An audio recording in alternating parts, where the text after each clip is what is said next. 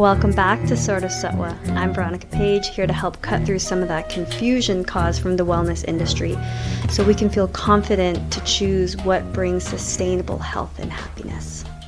I was so sick I had to hide from the world until I discovered Ayurveda, a holistic healthcare system indigenous to India that continues to help people heal from seemingly incurable conditions. But I quickly learned it can be messy out here, y'all. From the coaching space to popularized and commodified wellness. So what really transformed my life was learning from some of the best Ayurvedic doctors, but also gaining the capacity in my own nervous system to discern, to follow my intuition and make the behavioral changes I needed to make every single day. Sort of Sattva integrates Ayurvedic principles, somatic relational healing, and conversations with others who are working to move forward in their field in a sustainable and holistic way. Together, we can strengthen our confidence and our intuition to choose what is really going to lead to happiness, health, and becoming truly successful, like F-U-L-L. So, if it feels true to you, I invite us to pause and take a deep breath. And let's drop in. Hello, my loves.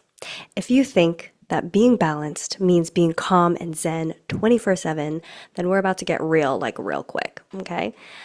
You're not broken if you can't meditate your way out of every problem. Something I had to learn myself.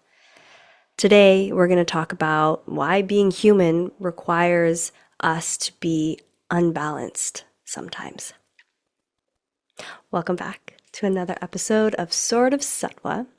And today we're going to talk about what Sattva is really.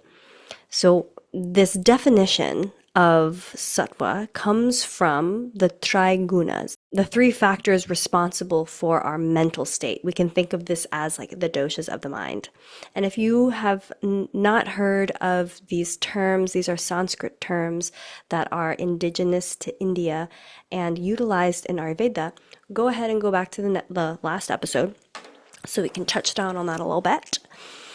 But Sattva is one of those three tri-gunas, okay, these doshas of the mind, and it's one of these three that's responsible for the mind's executive functions, you can say, okay? So think of it as your inner CEO, like making decisions of, when to go out or when to stay, when to initiate, do the thing, or when to like pull back, keep it as is.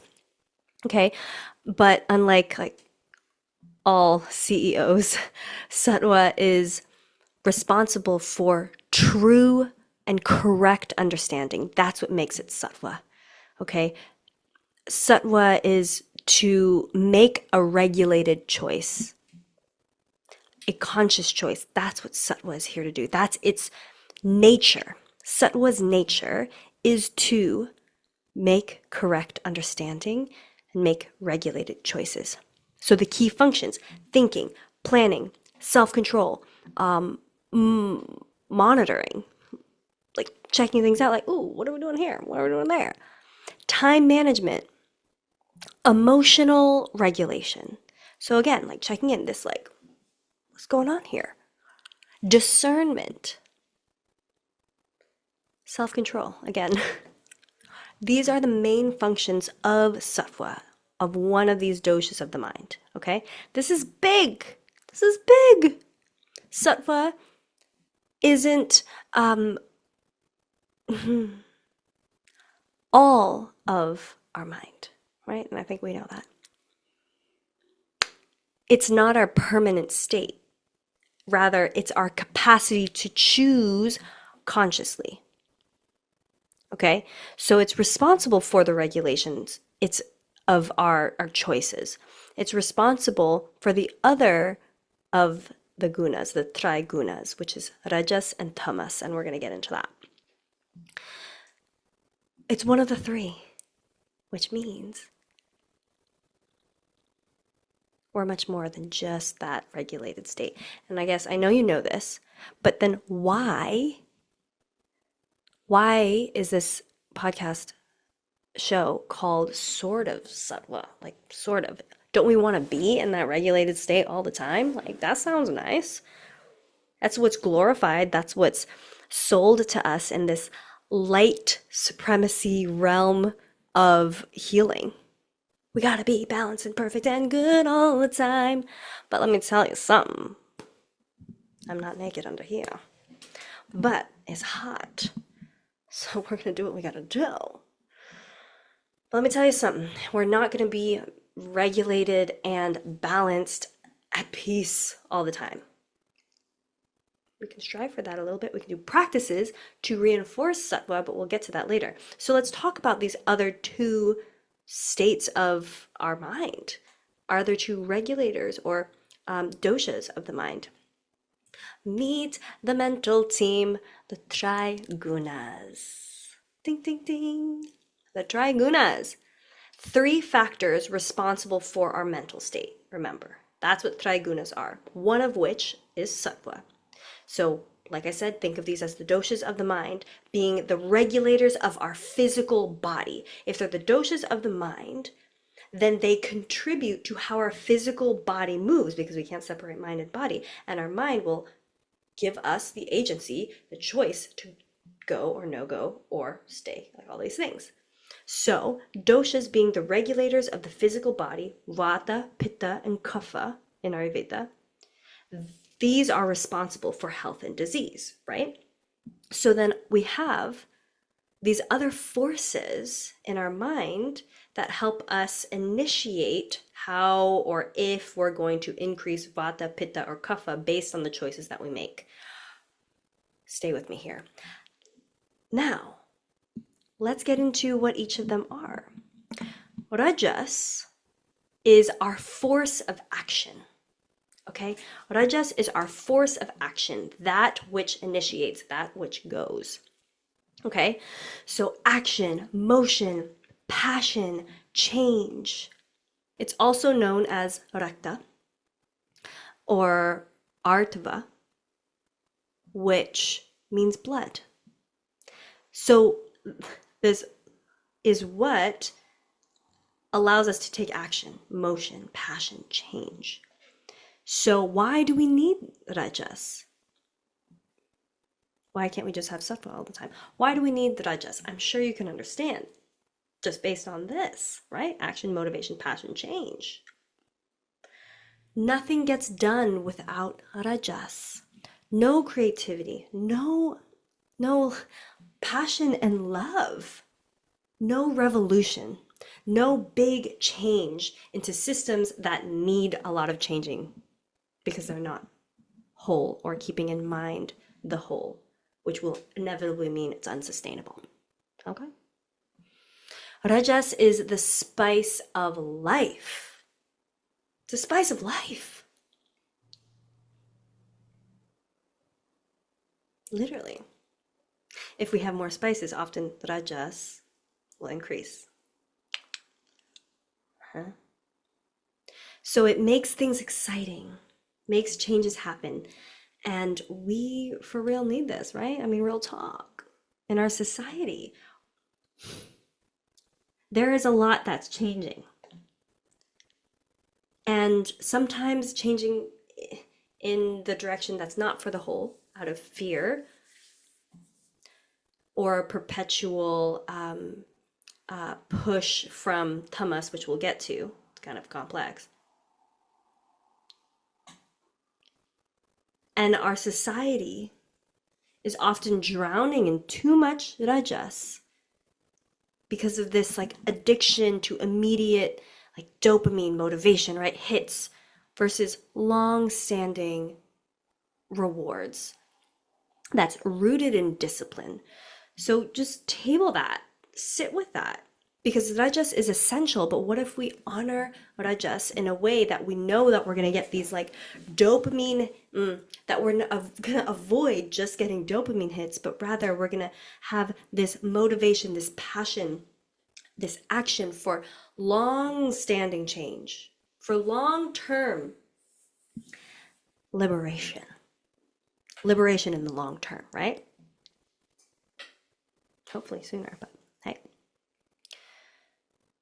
So we need rajas. We need rajas, and we get to be very careful if we get addicted to rajas, dopamine hits, because it's so prevalent here, specifically because of what's on our screens, what we see, and what is billions and billions and billions of dollars are being placed in a way that it surges rajas, it surges this like addiction and this dopamine hit for immediate reward, or an idea that there's an immediate reward, but you get to integrate the sattva so that there's long-standing rewards. Integrate the sattva with rajas. We'll get to how we do that later. Let's talk about tamas. Oh, tamas. Tamas. Tamas.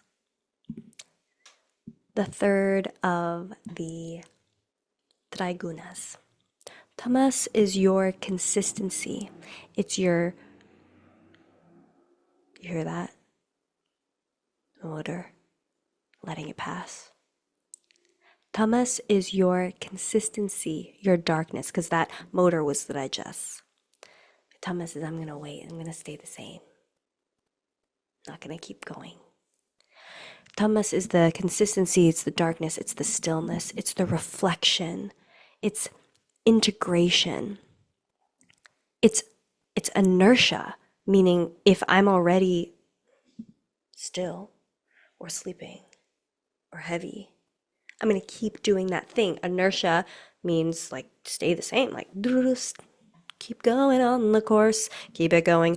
Also, that means if I'm going, Rajas and Tamas, if they're together without any sattva, then the go of Rajas, the intensity, with Tamas like attached to it, like alongside for the ride, then it's going to say, oh, okay, keep going until you're burnt out. That's that inertia.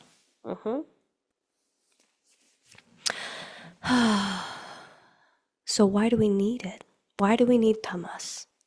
We need tamas for recovery. We need tamas for depth, for grounding, for the lack of motivation and doing, to say like, wait, I'm like actually a human being. You know, we know this phrase. We all love it. Not a human doing all the time. So we need tamas to chill the F out because we need to rest. And we need tamas to sleep. Tamas overwhelms the heart in Ayurveda, overwhelms so that we can sleep. And if we haven't evolved out of sleep over these thousands and thousands of years, when it is freaking dangerous to be asleep, when we have been living dangerous from the elements, dangerous from animals, and dangerous now here today in our own homes, even if we're a freaking citizen of the United States, but if we are brown or from Mexico, we might be taken. I digress, but it's very real. This is why we do this work, for collective consciousness of what's right, what's wrong. Discernment, that's sattva. We'll go back to that. But we need tamas so that we can sleep, because it's so important to sleep. Because if we, like I said, if it wasn't, then we would have evolved out of it, because sleeping takes a long time. We're like not conscious and aware. But we need it. We need it to relax. We need it to calm our nervous system. We need to heal our tissues. We need to regulate our hormonal system. We need it to get in touch with our spirituality in the dream realm, if that's what you want to do too. Whole other topic. Tamas is also required for reflection and building. When we stay in one place, we start to build.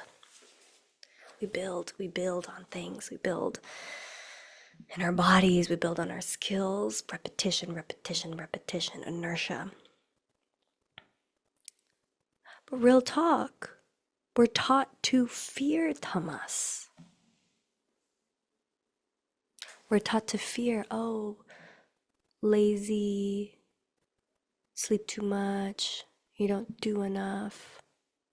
But it's essential, my loves. It's essential. Bless Tamas, we love you. Sattva, our wise mediator. Our wise mediator. Sattva is what gives us the capacity to choose when we activate Rajas or we embrace Tamas. Sattva is the one that is discerning of what is the best use of our energy right here and right now. So the goal isn't to be Sattva always, but it's to access it. Access Sattva when you need to choose. A high level of Sattva is because of our need to have a good capacity for judgment, for right choice from a grounded place. Yeah. So we stop perpetuating more hurt, trauma. Instead, we can heal and regrow our trees and clean water and create more clean water access. Whole. Sattva can help us do that because it will tell us we need to go and we need to do the thing, or we need to rest. Because this is what's important right now. So, yes, that makes sense, I think. Go, no go, or stay the current course. Sattva will help us choose. And if you're a householder, or you're on a householder path, you're not meant to be Sattva all the time. If you're a monk, that might be different. If you are choosing a householder's path, then you're meant to utilize, honor all three. So we're not meant to be Sattva / balanced and boring. Honestly, it's boring. Sattva's boring. We love boring though. Boring's great, but I don't want to be boring all the time. It's brilliant. Much love for Sattva. I love you, Sattva. I do. But Sattva is chill for me to say that, because Sattva is yeah, that's not my nature. My nature is to, you want spice, go to Rajas. You want to relax and sleep and not choose, go to Tamas. If we want inner healing for collective liberation, sustainability, and much more love and beauty and connectivity and creativity and pleasure and play and orgasm on this planet in a good way, then we will need to honor, utilize, dance with all three. Okay? In a good, responsible, intentional way. An intentional way. To the best of our ability, with the best that we got in each moment, because that can shift and change, of course. So how do we assess our mental state? Specifically assessing Sattva, okay? This is what Ayurvedic practitioners utilize. They have utilized for a very long time, and they still utilize today, alongside maybe other measures as well, depending on who you're working with. But this assessment, right, because this is a holistic healthcare system from India, there's assessment tools. This assessment is going to tell us really what our stress tolerance is and our emotional regulation is. How much of it do we have? How reactive are we? How do we express our energy through behaviors? And we measure this. This is why I love Ayurveda, because it's simple, but it's not simple. It's simple in terms of being able to utilize at home when you're not working on something chronic. So you can take this with you and assess day to day. If I have low Sattva, then I won't be capable of emotional regulation, even with the support of others. And that's the first assessment, okay? If I'm not capable of emotional regulation with the support even with support from others, then I have low Sattva. A moderate amount of Sattva means I can regulate with the support of others. And this is super common, like the most common, no judgment. This is why I have thaw out sessions, procrastination thaw outs, to help thaw out the freeze response of fight, flight, freeze, and fawn. Because I'm in that moderate sattva level too. If we can bring other people into the mix and we can be more regulated and have proper discernment, then we have a moderate level of sattva. A high level of sattva means that one is independent of their emotional regulation, to be able to discern, to be able to have right judgment on their own most of the time. That means that when I can do that, my sattva is high. And so now let's discuss the 3 causes of disease, of which, yes, lowers sattva will increase rajas or increase tamas or decrease one or the other, right? These 3 causes of disease are the general causes of disease for all imbalances, all diseases, okay? And then, of course, there are nuances. There's mixes of them, and how they're expressed depends on the person. But these 3 main causes of disease, which is called the tri-ayatana, like I said last time, my Sanskrit is not the best. If you're a Sanskrit scholar and you want to reach out, I'm available. Tri-ayatana, the 3 causes of disease. First is, here we go with the Sanskrit. I respect this language so much, and I will keep doing the best that I can, and I'm always open to learn more. Here we go. Asatmiyendriyartha samyoga. This means the misuse of our senses. Cause of disease number 1. Misuse of our senses, which means, it can mean like too much screen time, misuse or excess of use of the eyes, not enough nature, excessive social media, again, the eyes and the ears, anything that excludes us from real life, misuse of our senses, or increase too much or too little, improper, increase or decrease, or improper. So this is like substance abuse, using too much of my sense of taste,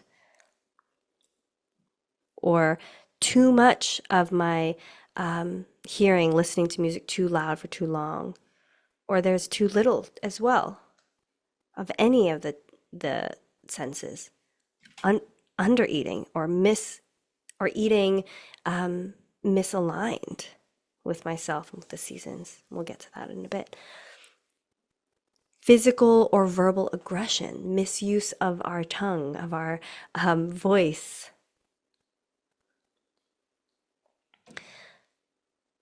So that's number 1.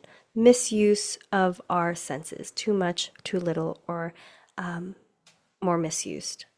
Trayatana. The second cause of disease would be pranya prahata. Pranya prahata. Going against one's intuition, choosing against our own inner wisdom. This is like a crime against our own innate intuition, our own wisdom. So think of this. This can look like self-harm, self-injury. This can look like eating something that I know is going to cause me allergies, but I'm going to eat it anyway. Or I'm continuing to overeat or undereat, even though I know intuitively that it's not good for me. All of these are a form of self-harm when they know it's not actually good for them. Also, a crime against one's own intuition is avoiding responsibilities for long periods of time. Too much tamas. And then the third cause of disease is parinam. Parinam. This is the imbalances that come from the forces of nature. Forces of nature, Mother Earth herself.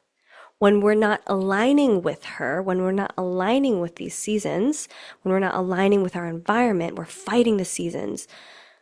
This is going to cause some kind of disease. It could look like it's the dead of winter and I am going to wear a mini skirt out and go walking outside. I did this and I lived in New York for school back in the day. My friends. It was a time. Constantly doing things like this, fighting against the seasons, wearing things that are improper for the seasons, eating things that are out of alignment for the seasons, like a whole bunch of meat, beef, and steak during summer. This is like our one salad season in Ayurveda. Light foods and fruit season. And lentils and beans. Rice and beans every day. Yeah. I say that because I'm Mexican. And I can't have that every day. Yes. So fighting the season, the seasons are sleep depriving ourselves when we know it is time, it is going against nature to try not to sleep. Like I said, we gotta sleep, y'all. So the imbalance of forces and fighting nature, that's number 3. So these 3 causes of disease can lead to too much rajas or tamas, or too little sattva, or just the dysregulated amount of all of them. So now let's talk about this permission to be human, which is what I really want to leave us with. Moving away from this idea of perfectionism, or striving to reorient away from this idea of success that looks like, oh, I have to be perfect and balanced all the time. I have to. Light supremacy in this healing realm. It's so silly. It's very sad. It's very traumatic. But the permission to be a human means we get to go to all the places. Dark, light, in between. Okay? Being sattva is something that makes sense, and having sattva is something that definitely makes sense. And it doesn't mean that we have to be there all the time. Okay? Again, unless you're a monk. I feel you. I honor you deeply. So if you're in a householder path, you're going to utilize this on and off switch, rajas on, tamas off switch. This is our behavioral activation, action. It's required in amount of rajas and tamas, both in proper amounts every single day, just for daily functions, daily applications, to engage or disengage with activities. And especially now when we're being flooded with so much information, so much overwhelming, painful information and realities, painful realities of children being harmed and starved, very painful realities, and we're seeing them constantly. And that is overwhelming. That is too much for the system. So to be able to have this discernment, to choose, I'm going to actively watch and be in this reality that this is happening, so that I'm not bypassing the anger and the grief that I have, and rather it gives me the right amount of rajas and passion to go do the thing that I need to do, be the best in my craft and my vocation with right discernment and judgment, so I make a change in this world. Like, we need that discernment, and we need the rajas and tamas to create this new life. So maybe the real goal is to get to know our sattva, so we can choose consciously versus being driven by the parts of the subconscious that are traumatized. The hyper rajas and tamas in the society, the seesaw experience that I mentioned before, the seesaw experience of rajas and tamas. for the hyper rajas and tamas society. Like, I'm so intense and passionate and angry, and because of all of the things that I'm seeing around me and that's happening just in my own life, and then on top of that online, I'm so intense that I burn out, and then I boom fall into too much tamas and seclude myself from everything in the world, and that pendulum swing of both, instead of finding that beautiful snake-like middle way. So we exercise our agency to go forth and be motivated by our humanness. Like, that is okay. It's getting hot. Okay? Oi. I just want to show you that I'm not in the nude at this moment. So here we go. On our next episode, we're going to talk about, well, like, what if I'm feeling stuck? What if I'm feeling stuck and it's hard to get out of hyperrajas or tamas, or I don't know where my sattva is and how to strengthen its capacity? That's what we're going to talk about next time. Okay? What if you're feeling stuck? What if you know what's healthy, but you can't seem to choose it? That pranya prahada, that going against one's intuition, choosing against our own innate knowing. So we'll talk about this, real applications, tools, what I've done, what I utilize when I work with clients, so that they can not only shift and change the things that are leading perpetually to maybe an unhealthy body, but also allow them and allow you to step into that version of you that is so needed in this world.